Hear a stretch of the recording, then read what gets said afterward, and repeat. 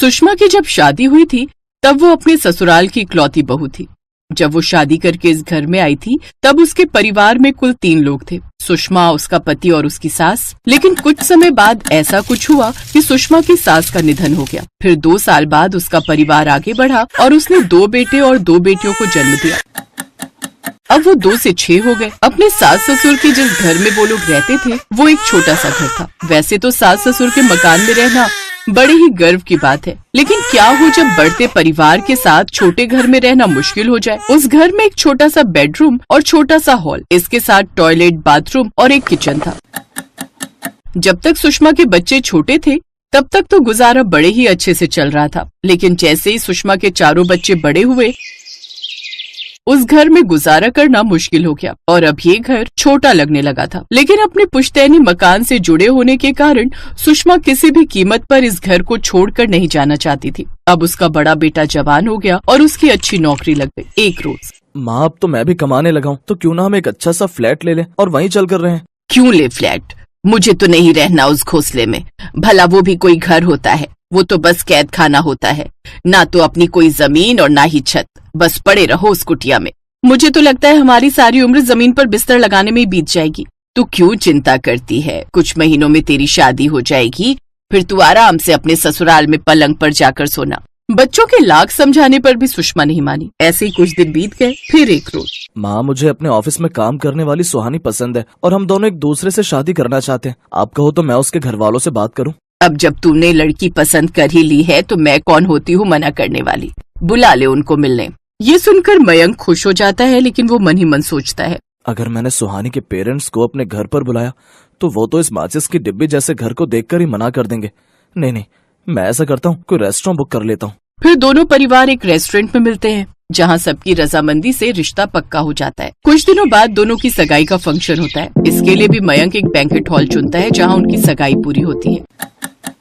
बेटा सगाई तो निपट गई, लेकिन शादी के बाद क्या होगा? आप फिक्र मत करो भैया, जब तक कोई जुगाड़ नहीं हो जाता आप और भाभी बेडरूम में सो जाना और मैं, बाबा, माँ और अनिल और सोनम बाहर हॉल में सो जाएंगे।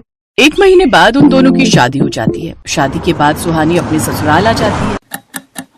इतने छोटे घर को देखकर सुहानी कहती है, ये सब क्या है मयंक? इतना छोटा घर और उसमें इतना बड़ा परिवार। अरे 2 मेहमान नहीं आ सकते घर में? और ये सब तो मुझे पहले नहीं बता सकते थे क्या कि मेरा ससुराल मुश्किल से 1 कमरे का है?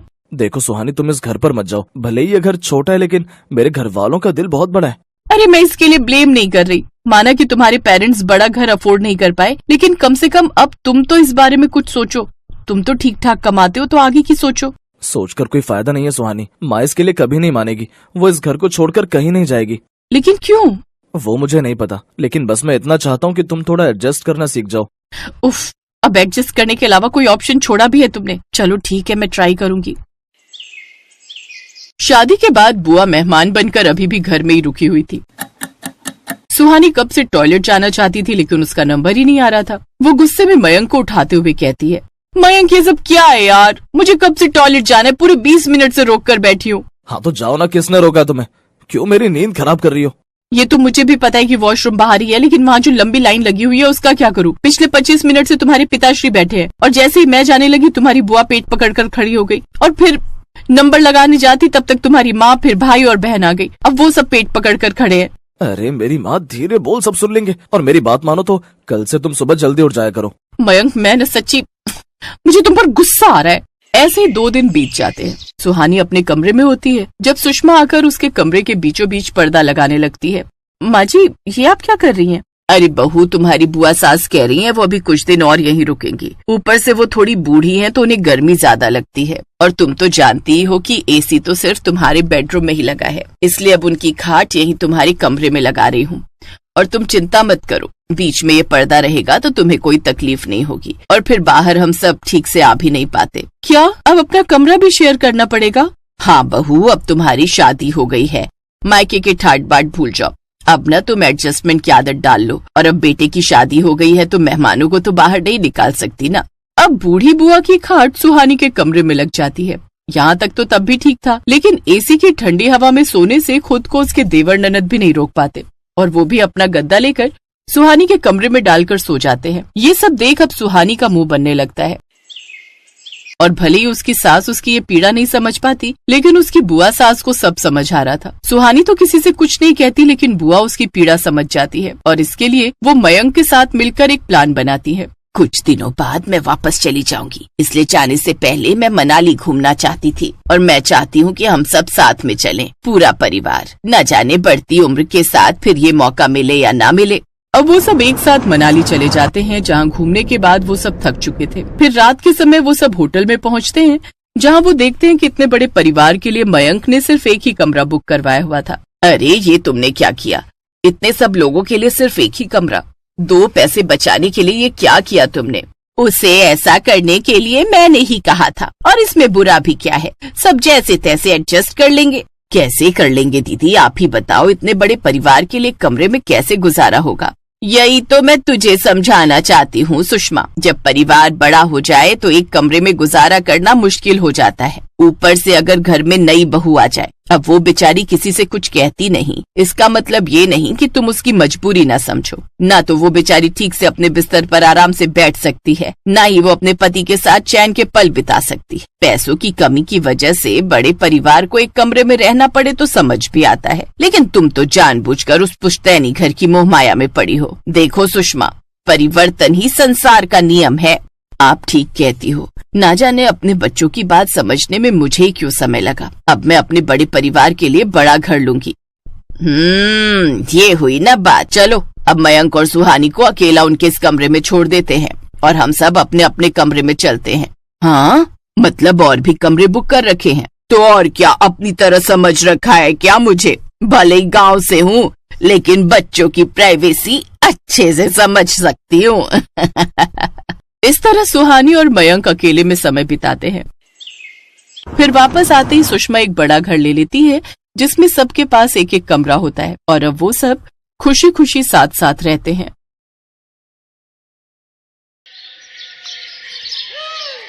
दिल्ली शहर में रहने वाली ऐश्वर्या दिखने में बेहद खूबसूरत थी। अपने माता पिता धर्मेंद्र और हेमा की वो इकलौती बेटी थी, जिस वजह से वो उनकी बेहद लाडली थी। ग्रेजुएशन पूरी होने के बाद उसके माता पिता उसकी शादी के लिए लड़का ढूंढने लगे। मेरी बेटी अब जवान हो गई है, अब उससे शादी करके दूसरे घर जाना होगा, लेकिन मेरा तो ये सोच सोच कर ही बुरा हाल हो रहा है कि उसके जाने के बाद उसके बिना हम कैसे रहेंगे जी। इसी बात की चिंता तो मुझे भी खाई जा रही है हेमा। धर्मेंद्र चौहान का दिल्ली शहर में अपना 2 मंजिला मकान था, जिसमें ग्राउंड फ्लोर पर वो खुद रहा करते थे और ऊपर की मंजिल बिल्कुल खाली थी। एक दिन संडे वाले दिन किसी अजनबी ने दरवाजे की घंटी बजाई। रुको माँ, मैं दरवाजा खोलती हूँ। ऐश्वर्या ने जैसे ही दरवाजा खोला तो सामने एक बहुत ही हैंडसम लड़का खड़ा हुआ था, जिसका नाम था अखिल। जी, मुझे पता चला है कि आप अपने घर का ऊपर वाला फ्लोर किराए पर देना चाहते हैं।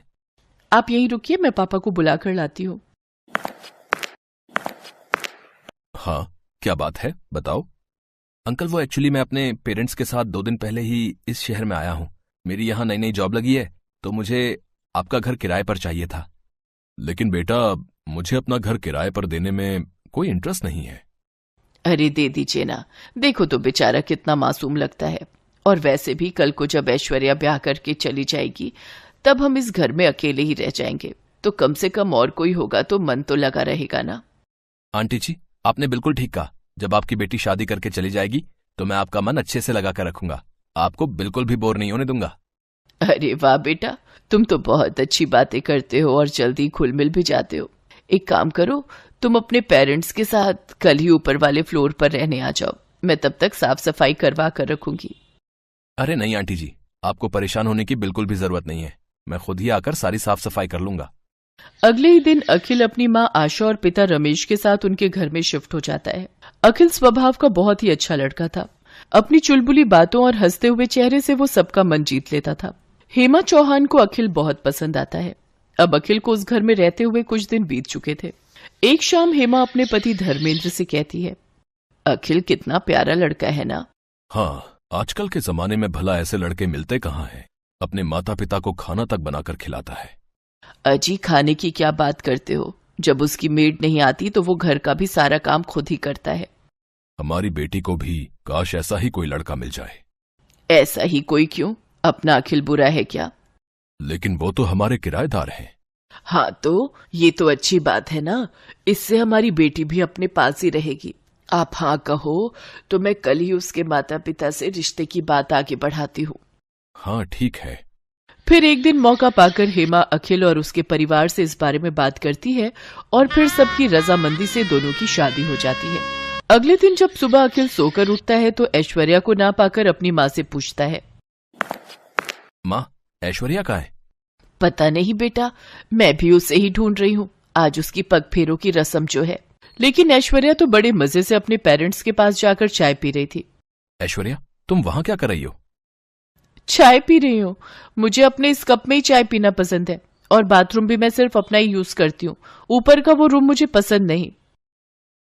अरे बहू, आज तुम्हारी पग फेरों की रस्म थी, लेकिन तुम तो अकेले ही मायके पहुंच गई। चलो कोई नहीं, अब मैं अखिल को नीचे भेजती हूँ तुम्हें लेने के लिए। क्या सासू माँ, आप भी आ तो रही हूं मैं। इसके बाद आशा उसे पहली रसोई बनाने के लिए कहती है, लेकिन 5 मिनट के अंदर ही ऐश्वर्या हलवा लेकर पहुंच जाती है। अरे वाह, हमारी बहू तो बहुत तेज है। 5 मिनट भी नहीं हुए इसे गए हुए और हलवा बनाकर ले आई। नहीं पापा जी, ये तो नीचे मम्मी ने बनाया था तो मैं ऊपर ले आई। बहू, अब वो तुम्हारा मायका है और ये तुम्हारा ससुराल। हाँ तो क्या फर्क पड़ता है। अच्छा वो सब छोड़िए और ये बताइए कि आप इस महीने का किराया कब दे रहे हैं। पापा ने कहा था आपसे पूछ लूं। लेकिन बहू, अब तो हम रिश्तेदार हैं, क्या अभी भी तुम्हारे पापा हमसे किराया लेंगे? हाँ पापा जी, मेरे पापा ना हिसाब के एकदम पक्के हैं। अगर आप नहीं दोगे तो वो मुझसे मांग लेंगे, क्योंकि अब मैं इस घर की बहू जो हूं। ऐसे ही एक रोज जब ऐश्वर्या और निखिल अकेले में बैठकर बातें कर रहे होते हैं तो ऐश्वर्या की माँ उसे आवाज देकर नीचे बुला लेती है। ऐश्वर्या बेटी, कहाँ हो तुम? जल्दी से नीचे आ जाओ। कहाँ जा रही हो? अब ये तुम्हारा ससुराल है। मैंने तुमसे कहा था ना कि मुझे नींद अपने कमरे में ही आती है। इतना कहकर वो वहां से चली गई। अगले दिन अखिल घर का राशन लेने जा रहा था तो हेमा ने भी उसे अपनी लिस्ट पकड़ा दी। अरे दामाद जी, जरा ये मेरा भी राशन लेते आना। ठीक है आंटी, मेरा मतलब है सासू माँ। ऊपर वाले फ्लोर पर खड़े रमेश और आशा ये सब देख रहे थे। हे राम, ये ऊपर ससुराल और नीचे मायके में न जाने और क्या क्या दिन देखना पड़ेगा। ऐसे ही कुछ दिन बीत जाते हैं और ऐश्वर्या प्रेग्नेंट हो जाती है। घर में सभी ये जानकर बहुत खुश थे। देखते ही देखते उसे 7 महीने पूरे हो जाते हैं। उफ, यहाँ ऊपर वाले फ्लोर पर तो कितनी गर्मी है, एसी तक नहीं है यहाँ। मुझे ना इस प्रेगनेंसी में ये गर्मी बर्दाश्त नहीं हो रही, इसलिए अब मैं कुछ महीने अपने मायके, मेरा मतलब है नीचे ही रहूंगी, और जब बच्चा पूरे 3 महीने का हो जाएगा तभी ससुराल मतलब ऊपर आऊंगी। लेकिन ऐश्वर्या, ये बात ठीक नहीं है। कोई बात नहीं बेटा, जाने दे बहू को। ऐसी हालत में इसे परेशान न कर। और ये 4 सीढ़ी नीचे तो जा रही है, जब तेरा दिल करे मिलाए कर इससे। नहीं मम्मी जी, ये बात ठीक नहीं। अखिल 10 दिन में एक बार मिलने आ सकते हैं। अरे आखिरकार वो मेरा मायका है ना, अखिल जी का रोज रोज वहां आना अच्छी बात नहीं। ठीक है बहू, जैसा तुम्हें ठीक लगे। काफी सोच विचार के बाद अखिल एक दिन धर्मेंद्र से मिलने नीचे जाता है। अरे आओ दामाद जी, आज मैं आपका दामाद नहीं बल्कि किराएदार बनकर आया हूँ। पापा, हम ये घर खाली करना चाहते हैं। तभी ऐश्वर्या और हेमा भी वहां आ जाती हैं। लेकिन क्यों अखिल, ये मेरा मायका भी तो है। इसलिए तो खाली करना चाहता हूँ क्योंकि ऊपर ससुराल और नीचे मायके ने मुझे मेरी ही बीवी बच्चों से दूर रहने पर मजबूर कर दिया है। और हाँ, कल ही हम यहाँ से शिफ्ट हो रहे हैं अपने नए घर में, तो परसों मैं अपनी बीवी को लेने आऊंगा एक दामाद बनकर।